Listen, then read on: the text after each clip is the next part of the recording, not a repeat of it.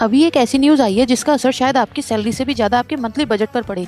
America और Iran के बीच peace deal हो गई है और इस अनाउंसमेंट के तुरंत बाद एक इंटरेस्टिंग चीज़ हुई। क्रूड ऑयल के प्राइस एक ही दिन में लगभग 5% गिर गए। अब आप सोच रहे होंगे अमेरिका और ईरान की दोस्ती से मेरी पॉकेट का क्या कनेक्शन? कनेक्शन है और काफ़ी बड़ा है। इंडिया अपना लगभग 85% क्रूड ऑयल बाहर से इम्पोर्ट करता है। जब मिडिल ईस्ट में वॉर या टेंशन होती है, ऑयल सप्लाई को लेकर डर बढ़ जाता है और जैसे ही सप्लाई का डर बढ़ता है, क्रूड ऑयल महंगे हो जाते हैं। लेकिन अब पीस डील के बाद मार्केट को लग रहा है कि ऑयल सप्लाई दोबारा नॉर्मल हो सकती है, इसलिए ऑयल के प्राइस गिरने शुरू हो गए हैं। अब इसका फायदा आपको कैसे मिलेगा? सबसे पहले पेट्रोल और डीजल की प्राइसेस पर प्रेशर कम होगा। दूसरा, एलपीजी सिलेंडर के रेट्स फ्यूचर में स्टेबल या कम हो सकते हैं। तीसरा, ट्रक का डीजल सस्ता होगा तो वेजिटेबल्स, फ्रूट्स, ग्रोसरी और ऑनलाइन डिलीवरी का ट्रांसफर कॉस्ट कम भी होगा।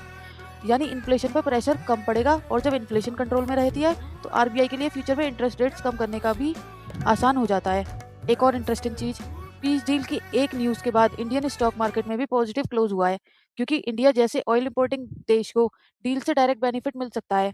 हाँ, इसका मतलब ये नहीं है कि आज से ही पेट्रोल के दाम 10 रुपए सस्ते हो जाएंगे।